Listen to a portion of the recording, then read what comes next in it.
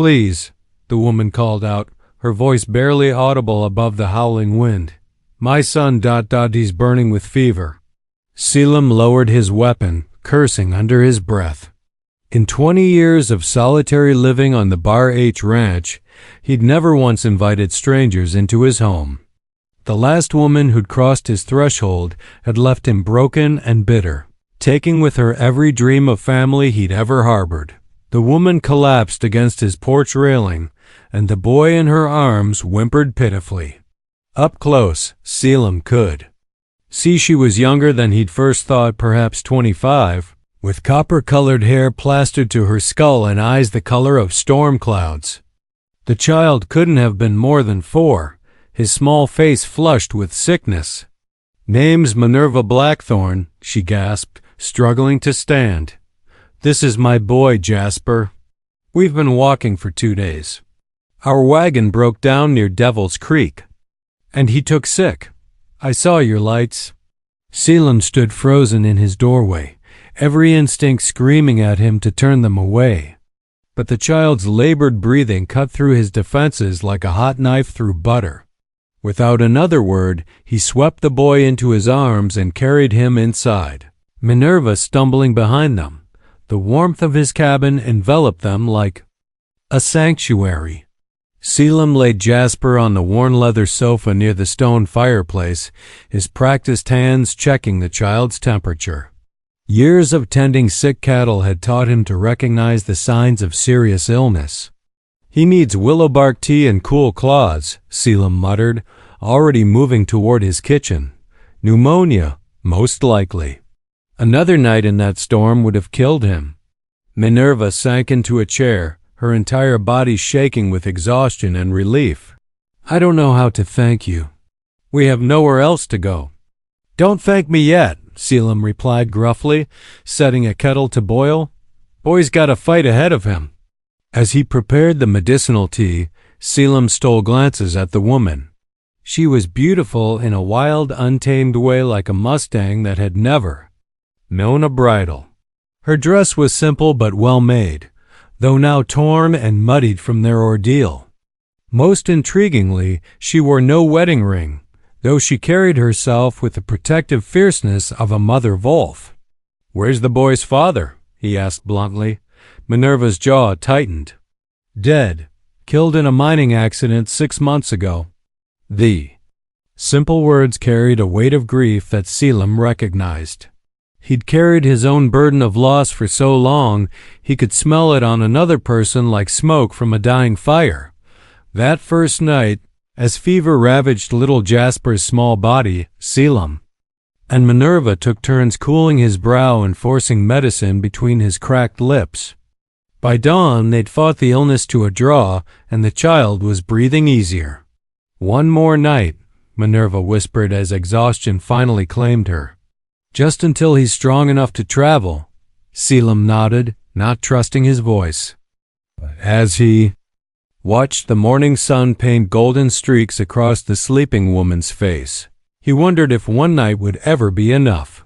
3 weeks had passed since the storm, and Jasper's laughter now echoed across the ranch yard as he chased the barn cats between the fence posts.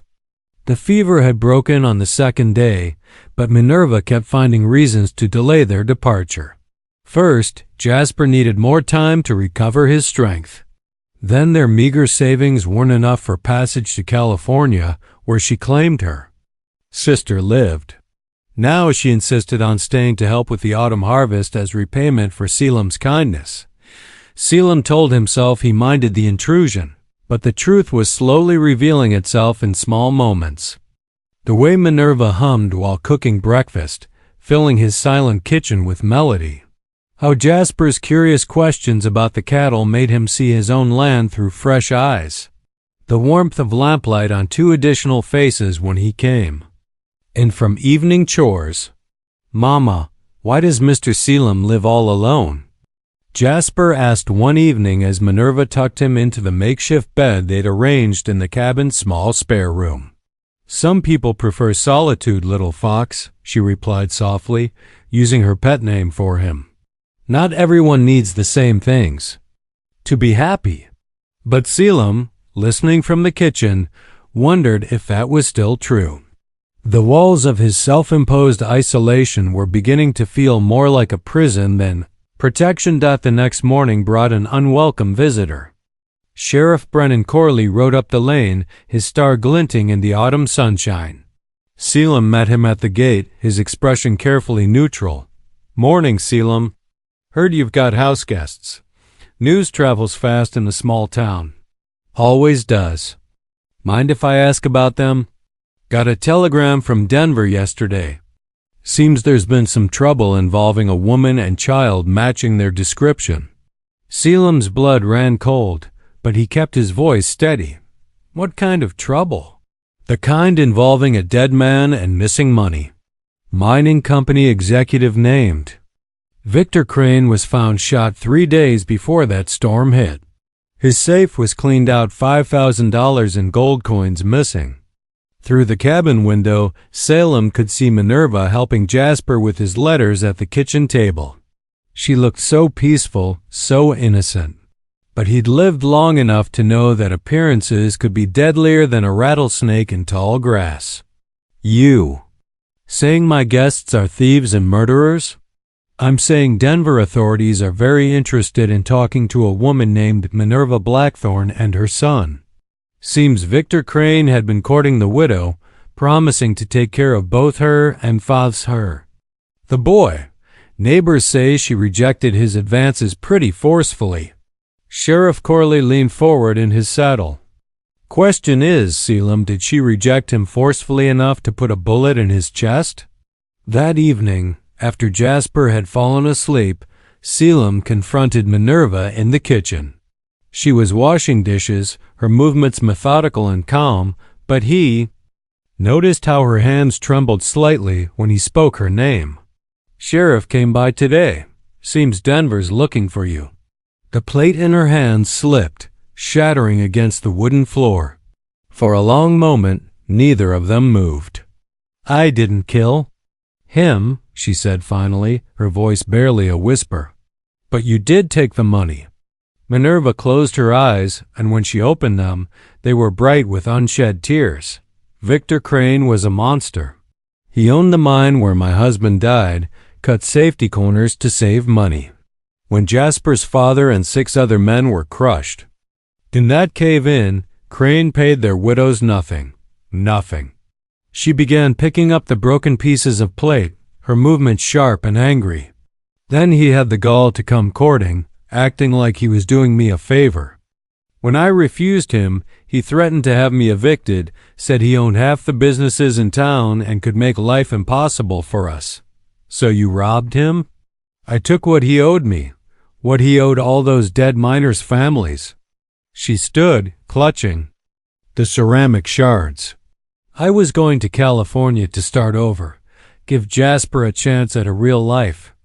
But then the storm came, and we ended up here, and ... And what? And for the first time since my husband died, I felt safe."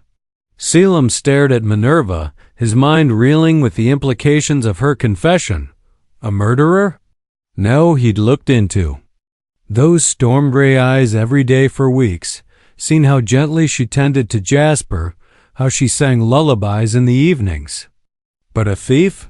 That was harder to dismiss. "How much did you take?"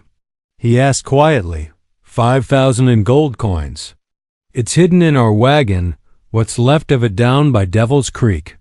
She met his gaze steadily. "I know what you must think of me." "I think," Selim said slowly, "that you're a mother who did what she had to do to protect her child." Minerva's eyes widened in surprise. She'd clearly expected condemnation, not understanding. "But that doesn't change the fact that Sheriff Corley will be back," Selim continued. "And next time, he'll likely have a warrant." They stood in tense silence, the weight of unspoken possibilities hanging between them like smoke from a dying fire. Outside, coyotes howled in the distance, and the wind rattled the cabin windows. "I'll leave tomorrow," Minerva said finally. "Take Jasper and go. You've been kind enough. I won't bring trouble to your door." "Where will you go?" Winter's coming on fast, and a woman alone with a child ... I'll manage. I always do. But Salem knew the harsh reality of Montana winters. Without proper shelter and supplies, they wouldn't last a month. The thought of Jasper's small body frozen in some distant ravine made his chest tighten with unexpected pain. There might be another way, he said slowly, the idea forming even as he spoke. What if Minerva Blackthorn and her son simply disappeared? She looked at him sharply. What do you mean? I mean, what if a lonely rancher named Selim Hartwell took a wife? What if that wife happened to be a widow named, say, Cordelia Hayes, who came west from Ohio with her son after her husband died? Of consumption? What if they'd been corresponding through the mail-order bride service, and she finally came to Montana to start a new life? Minerva stared at him as if he'd lost his mind. You're talking about marriage. To a woman you barely know, who just admitted to robbery. I'm talking about survival. Yours and the boys. Selim ran a rough hand through his graying hair. Look, I know it sounds crazy, but Sheriff Corley would never suspect a newly married ranch wife of being a fugitive from Denver. And if we make it legal— Why? She interrupted. Why would you do this for us? The question hung in the air between them, demanding honesty he wasn't sure he was ready to give. Why would he risk everything for a woman and child who'd stumbled into his life just weeks ago? Because, he said finally, in 20 years of living alone, I'd forgotten what it felt like to be needed. To have someone cooking in my kitchen, someone asking about my day, someone who depends on me for more than just survival. He paused, looking toward the spare room where Jasper slept peacefully. And because that boy deserves a chance to grow up safe and happy, not running from one hideout to another. Minerva was quiet for so long that Selim began to think she would refuse. When she finally spoke, her voice was thick with emotion. It wouldn't be a real marriage. You understand that, don't you? I can't, after everything I've been through. I'm not asking for love, Selim said, though even as the words left his mouth, he wondered if they were entirely true. I'm offering protection, partnership, a home for you and Jasper, and if someday the law catches up with us anyway, then we'll face it together. The next morning, Selim rode into Cedar Falls alone, leaving Minerva and Jasper at the ranch with strict instructions to stay out of sight. He visited 3 different businesses, carefully planting the story of his mail-order bride's imminent arrival. By evening, half the town would know that the hermit of Bar H Ranch had finally found himself a woman. His final stop was the church, where Reverend Isaiah Whitmore greeted him with poorly concealed amazement. Selim Hartwell, I haven't seen you in services for ... Well, it must be 5 years at least. I need you to perform a wedding ceremony, Reverend. Tomorrow, if possible. Tomorrow? My goodness, that's rather sudden. Who's the lucky bride? Cordelia Hayes. She's come from Ohio to be my wife. Reverend Whitmore's weathered face creased into a smile. Well, I'll be blessed. It's about time you found yourself some companionship. Of course I'll marry you, son. Bring her by this evening, so I can meet her properly. As Selim rode home through the gathering dusk, he wondered what kind of madness had possessed him. In the span of 24 hours, he'd gone from confirmed bachelor to conspirator in an elaborate deception. But when he saw the warm light glowing in his cabin windows and caught the scent of Minerva's cooking on the evening air, he knew he'd made the right choice. Some risks were worth taking, especially when the alternative was losing something you'd only just discovered you couldn't live without. Reverend Whitmore's study smelled of leather-bound Bibles and beeswax candles as Selim stood beside the woman who would become his wife in name, if not in heart. Minerva, now Cordelia Hayes. According to the hastily forged documents Selim had somehow procured, wore her only decent dress, a deep blue wool that matched her eyes. She'd pinned her copper hair into a simple bun, and in the candlelight, she looked every inch the respectable frontier bride. Jasper stood solemnly beside them, clutching a small bouquet of late-blooming prairie flowers they'd gathered that morning. The boy had taken to calling Selim Papa Cal without being asked, a development that both warmed and terrified the gruff rancher. "Do you, Selim Hartwell, take this woman to be your lawfully wedded wife, to have and to hold, in sickness and in health, for richer or poorer, till death do you part?" "I do," Selim said, his voice steadier than he felt. "And do you, Cordelia Hayes, take this man to be your lawfully wedded husband, to have and to hold, in sickness and in health, for richer or poorer, till death do you part?" Minerva hesitated for just a moment, her eyes meeting Selim's. In them, he saw gratitude, fear, and something else, a glimmer of hope she was trying hard to suppress. "I do," she whispered. "Then, by the power vested in me by the territory of Montana, I now pronounce you husband and wife. You may kiss your bride." The moment stretched between them, awkward and uncertain. This hadn't been part of their carefully laid plans. But with the Reverend watching expectantly and Jasper grinning up at them, Selim leaned down and pressed his lips gently to Minerva's. The kiss was brief, almost brotherly, but he felt her sharp intake of breath and the way her hand trembled as she signed the marriage certificate. Mrs. Cordelia Hartwell. The name felt strange on the official document, but it was now her legal identity, her shield against the past that hunted her. The newlyweds rode home in companionable silence, Jasper chattering excitedly about the wedding cake Mrs. Patterson had insisted on sending with them. As they crested the hill overlooking the Bar H Ranch, Minerva suddenly pulled her horse to a stop. "Look," she breathed. Below them, the ranch buildings were strung with lanterns and filled with people. It seemed half of Cedar Falls had come to welcome the new Mrs. Hartwell home. "How did they—" Minerva began. "Small town," Selim said simply. "News travels faster than wildfire, especially good news." As they rode into the yard, the crowd erupted in cheers and well wishes. Martha Brennan, the sheriff's wife, had organized the women into bringing covered dishes and decorating the porch with autumn leaves and late-blooming sunflowers. The men had contributed a barrel of beer and several bottles of whiskey to celebrate their taciturn neighbor's unexpected good fortune. For the next several hours, Selim watched in amazement as his bride transformed before his eyes. The frightened fugitive who'd collapsed on his porch became a charming hostess, accepting congratulations with grace and deflecting personal questions with the skill of a seasoned diplomat. She laughed at the men's jokes, complimented the women's cooking, and won over every soul present with her natural warmth.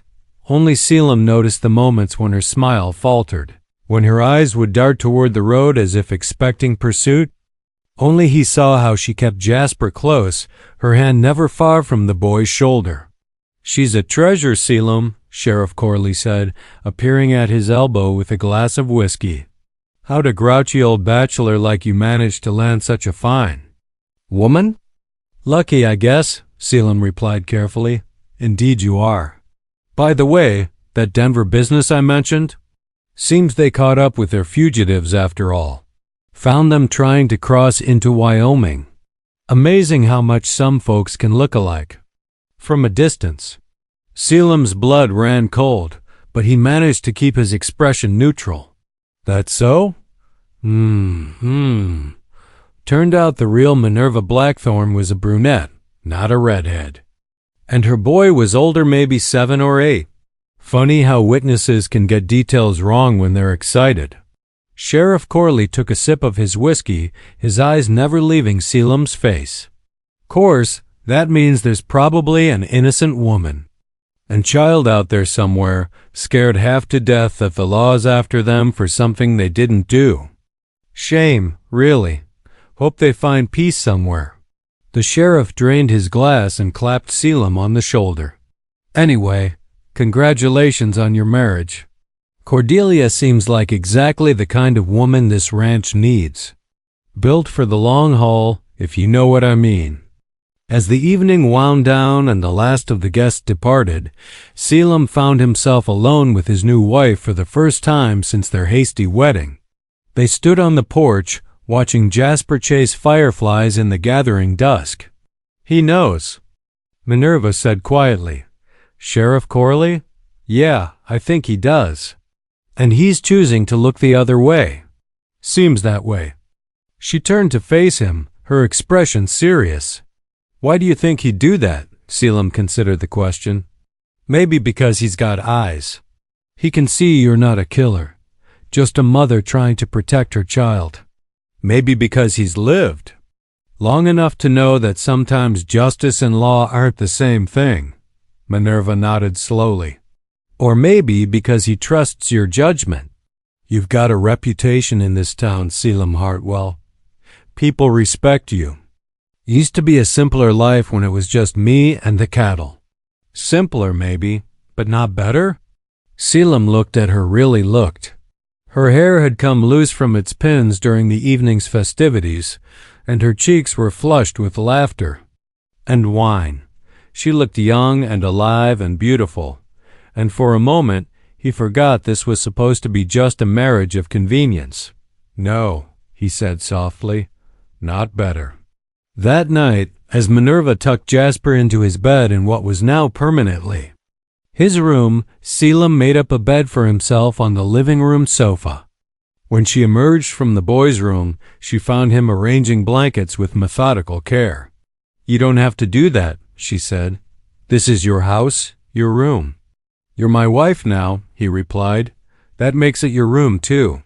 I'll be fine out here." She stood in the doorway for a long moment, something unreadable in her expression. "CAELUM ...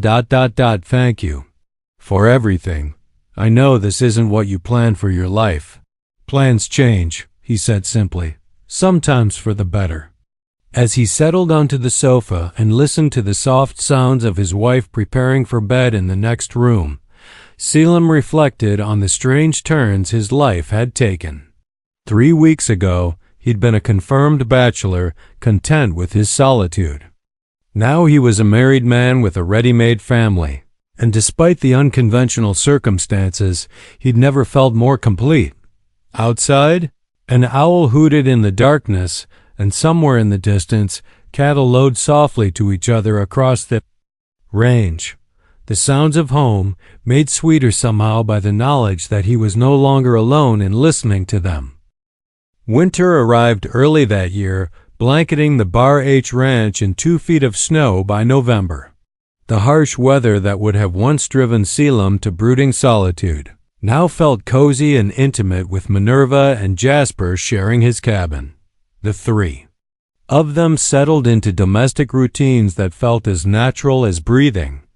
Mornings found Selim teaching Jasper to tend the animals, while Minerva prepared hearty breakfasts that filled the kitchen with warmth and delicious aromas. Evenings were spent around the fireplace, Minerva mending clothes or reading aloud from the few books Selim owned, while the boy played with carved wooden horses his new stepfather had made him dot. It was during one of these peaceful evenings that the walls between them finally began to crumble. "Tell me about your husband," Selim said suddenly as Minerva darned a sock by lamplight. "Your real husband." She looked up, startled by the question. "Why?"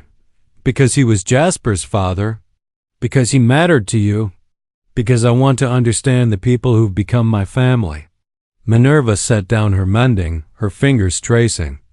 The wedding ring she still wore on her right hand, her original wedding ring, moved to make room for the simple gold band Selim had placed on her left. "His name was Jonas," she said softly. "Jonas Blackthorne. He was ... kind, gentle. He sang to me when I was frightened during thunderstorms." "How did you meet?" "At a church social in Denver. I was 17, just arrived from back east to live with my aunt after my parents died."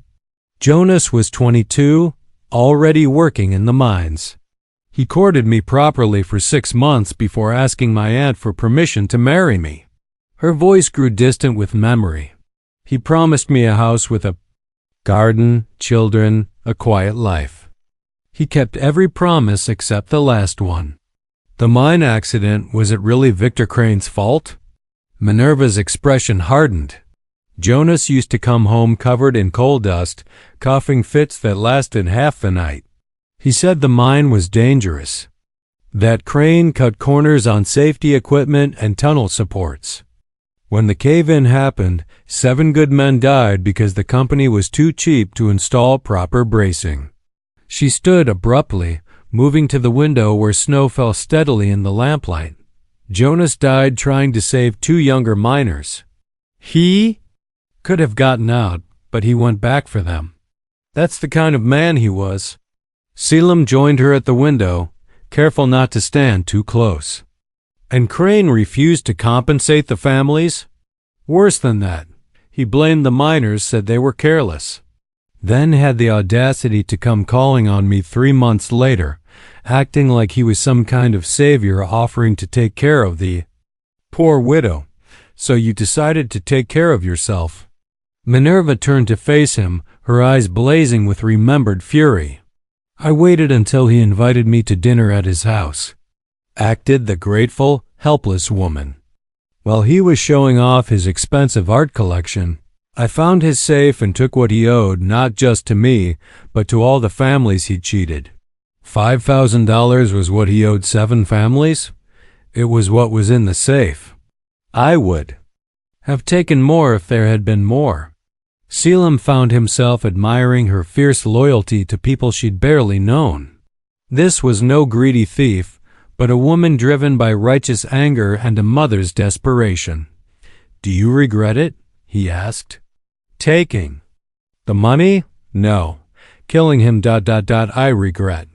Selim's blood ran cold. I thought you said you didn't kill him. I didn't. But I wanted to. When he thought taking his money meant I owed him other things ... She wrapped her arms around herself. I managed to get away, but part of me wishes I'd had the courage to make him pay for everything he'd done. Someone else killed him then. One of the other widows, I think. Agnes Morrison's husband died in that cave-in too, and she had 4 children to feed. When word got out about what Crane tried to do to me, Agnes came to see me. She had a look in her eyes I recognized, the same look I saw in my own mirror every morning. The pieces fell into place for Selim, and you let them think you were the killer. Better one woman hang than a mother of 4. Besides, I was leaving anyway. Agnes deserved the chance to raise her children.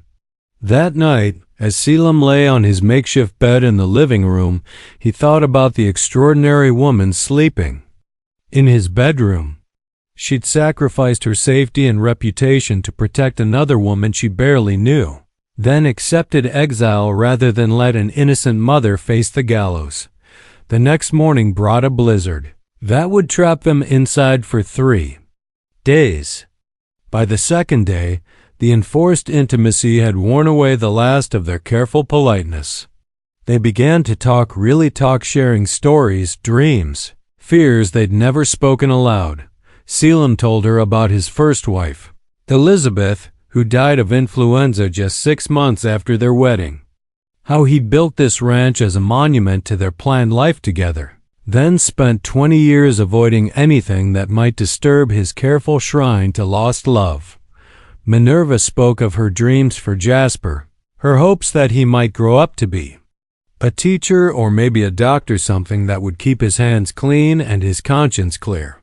She talked about the books she'd loved as a child, the garden she wanted to plant come spring, the way the mountain sunsets reminded her of watercolor paintings. On the 3rd evening of the storm, as they sat playing cards while Jasper slept, their hands accidentally touched, reaching for the same playing card. The contact sent an electric shock through both of them, and suddenly the careful distance they'd maintained collapsed entirely. Minerva, Selim said softly. Don't, she whispered, but she didn't pull her hand away. Please don't make this complicated. It's already complicated. Has been since the night you showed up at my door. She looked into his eyes and saw something there that both thrilled and terrified her. Not just desire, but something deeper: acceptance, understanding. The promise of a love that could heal old wounds instead of creating new ones. I'm not ready, she said. I don't know if I'll ever be ready. I'm not going anywhere, Selim replied. Neither are you. We have time. Outside, the wind howled across the frozen prairie, but inside the cabin, something warm and precious began to bloom between two broken hearts learning to trust again. April brought a transformation to be. The Bar H ranch that went far beyond the melting snow and budding cottonwoods. Minerva, who had begun thinking of herself as Cordelia in all but her most private moments, threw herself into creating the garden she'd dreamed of through the long winter months. Selim watched from the corral as she worked the soil with determined enthusiasm, her skirts pinned up and her sleeves rolled past her elbows. Jasper helped by collecting worms and stones, chattering constantly about the vegetables they would grow and the flowers that would attract butterflies. She's changing you, you know, said Doc Ezra Whitman, who'd ridden out to check on Amare. With a difficult pregnancy. Haven't seen you smile this much since before Elizabeth died. Selim's expression sobered at the mention of his first wife. It's different this time. Course it is. You were just a boy when you married Elizabeth, full of romantic notions about love. Now you're a man who understands what really matters: companionship, partnership, someone who makes you want to be better than you are. The doctor's words proved prophetic when Sheriff Corley arrived the next week with troubling news. Federal marshals were conducting a sweep through Montana Territory, reinvestigating unsolved cases from Colorado and Wyoming. Victor Crane's murder was on their list. Thought you should know, the sheriff said, accepting a cup of coffee from Minerva. They'll likely make it to Cedar Falls within the month. Asking questions about strangers who arrived around the time of various crimes. Minerva's hand trembled slightly as she poured coffee, but her voice remained steady. Should we be concerned, Sheriff? Not if you're who you say you are, ma'am. Cordelia Hayes from Ohio, married to our Selim here by mail order arrangement. Got the documentation to prove it, I assume? Of course, Selim said smoothly. Everything's legal and proper. After Corley left, Minerva sank into a chair, her composure finally cracking. What if they don't believe our story? What if someone remembers seeing me in Denver? Then we'll deal with it, Selim said firmly. You're my wife now, Cordelia Hartwell. I won't let anyone take you away from here. The intensity in his voice surprised them both. Somewhere over the winter months, this marriage of convenience had become something much more precious to him. That evening, as they worked together in the garden while Jasper played nearby, Minerva made a decision that had been building for weeks. Selim, she said quietly, I need to tell you something. He looked up from the tomato seedlings he was planting. What is it? I think I'm falling in love with you. The admission hung between them like morning mist, fragile and beautiful. Selim set down his trowel and moved closer to her. Think? He asked gently. No, she corrected, her cheeks flushing pink. I know I'm falling in love with you, and it terrifies me. Because if those marshals take me away, they won't. But if they do, Cordelia, he cupped her face in his dirt-stained hands. Look at me. They won't take you away because you haven't done anything wrong. You're exactly who you claim to be, a woman who came west to start a new life with a man who's learned to love her more than his own breath. When his lips met hers this time, it was nothing like their chaste wedding kiss. This was a claiming, a promise, a seal on feelings too long denied. When they finally broke apart, both were breathing hard. Papa Cal, Mama Cordy, look what I found. Jasper's excited voice broke the spell, and they turned to see him holding up a small painted turtle he'd discovered near the creek. As they bent to admire his treasure, Selim's arm naturally settled around Minerva's waist, and she leaned into his strength. "We're really a family now, aren't we?" Jasper asked with the innocent perception of childhood. "Yes, little fox," Minerva said softly. "We really are." 2 weeks later, the federal marshals arrived in Cedar Falls exactly as Sheriff Corley had predicted.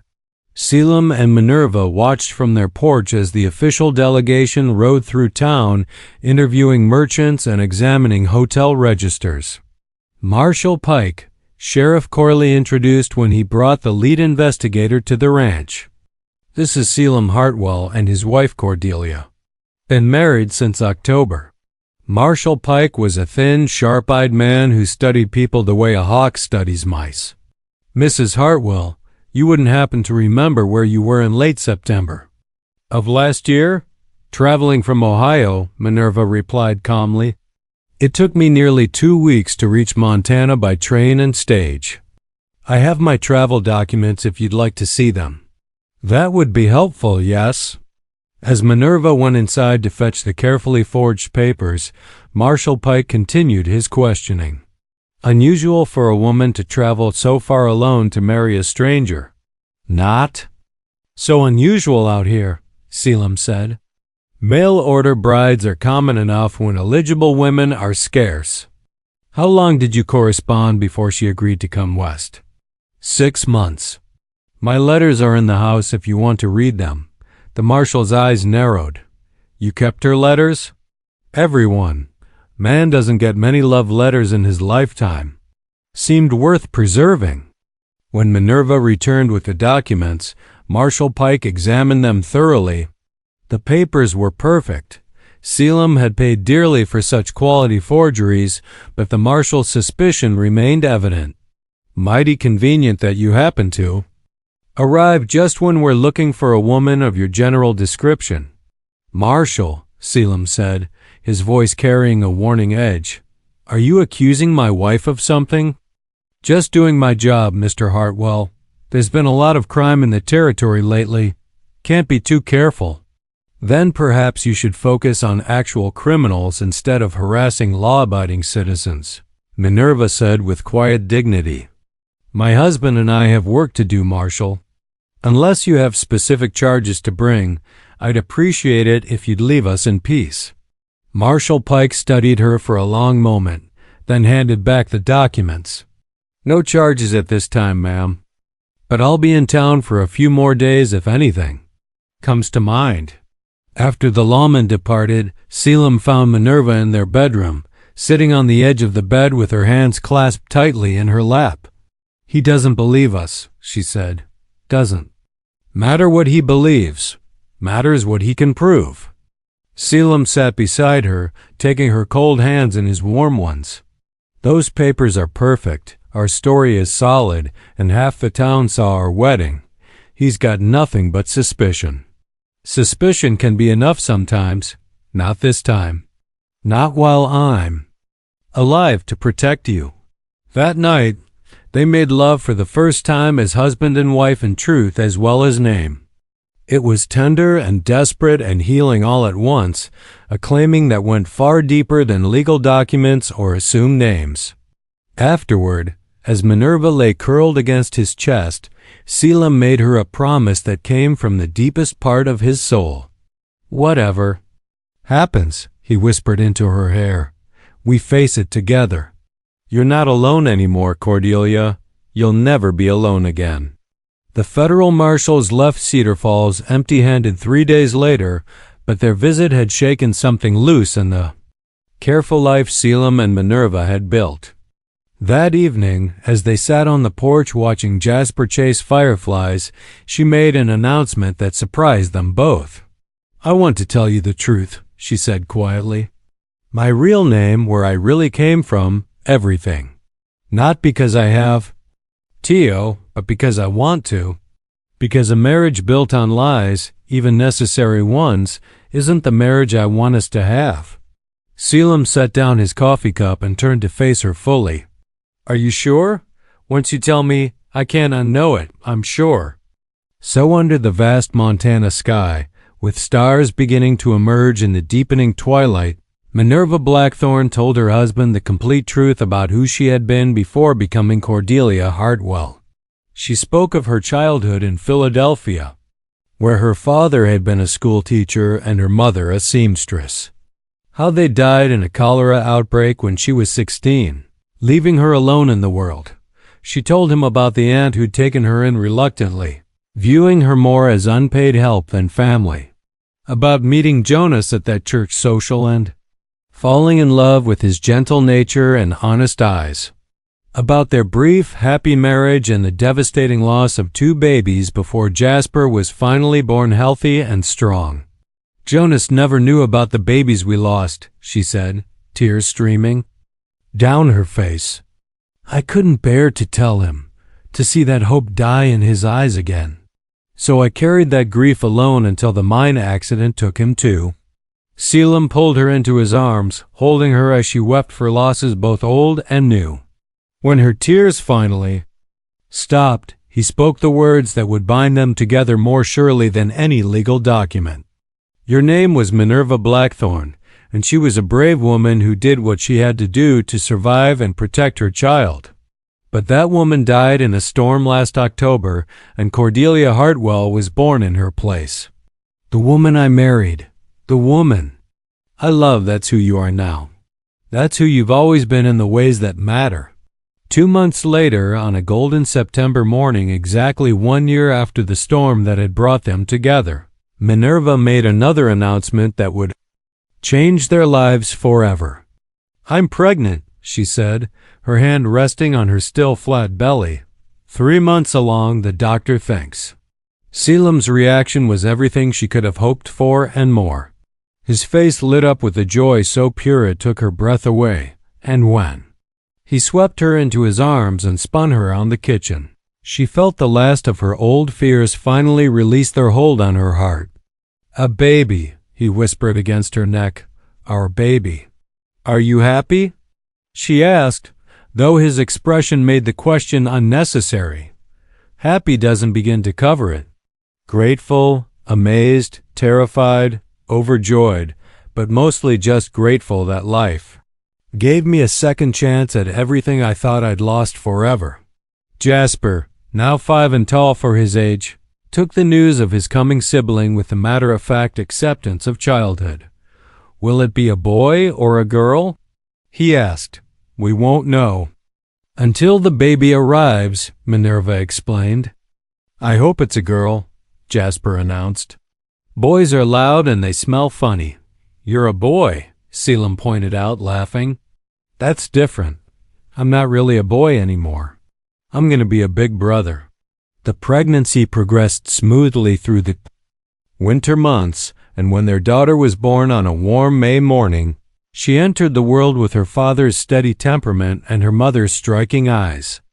They named her Hope for the future they'd built together, and the love that had grown from the ashes of their separate griefs. 5 years later, as Selim sat on the same porch where he'd first seen a desperate woman and child stumble through his gate, he marveled at how completely his life had changed. Jasper, now 10, was helping his stepfather with the cattle, proving himself a natural horseman and showing an interest in the veterinary medicine Doc Whitman had begun teaching him. Little Hope toddled between the garden rows, helping her mother tend the vegetables and flowers that now covered nearly an acre of what had once been empty RNGELAND. Minerva's, for she had legally changed her name to Cordelia years ago. Making the transformation complete, emerged from the house carrying their newest addition, 3-month-old Samuel, named for Selim's father. At 32, she had grown into her role as ranch wife and mother with a grace that made Selim fall in love with her anew every single day. What are you thinking about? She asked, settling beside him with the baby. That storm, he said simply. What would have happened if I turned you away that night? But you didn't. But what if I had? Minerva considered the question seriously, as she always did when he asked one of his hypothetical puzzles. Then a lonely rancher would have stayed lonely, and a desperate woman would have found another way to survive. Our children would never have existed, and two people would have missed out on the greatest love story of their lives. No regrets? He asked, as he had countless times over the years. Only one, she said, smiling at him with eyes that held no shadows anymore. I regret that it took us so long to find each other. As the sun set over the Bar H Ranch, painting the sky in shades of gold and crimson, Selim Hartwell looked out over the land that had once been his prison and was now his paradise. The cattle grazed peacefully in the distance, his children played safely in the yard, and the woman he loved beyond measure sat beside him, nursing their son and planning tomorrow's work. He had been a lonely rancher who let a strange woman and her child stay for one night, unaware they'd never leave. And thank God for that, because in losing his solitude, he had found his soul. The storm had brought them together, but love had made them a family. And some storms, Selim reflected as he pulled his wife closer and kissed the top of his sleeping son's head, were blessings in disguise. Wild, destructive forces that cleared away everything unnecessary to make room for everything that truly mattered. In the distance, thunder rumbled across the Montana sky, promising another storm. But this time, Selim Hartwell wasn't afraid. His house was full of love and laughter, his family was safe and complete, and whatever storms might come, they would weather them together. After all, they had weathered the first one, and look how beautifully that had turned out.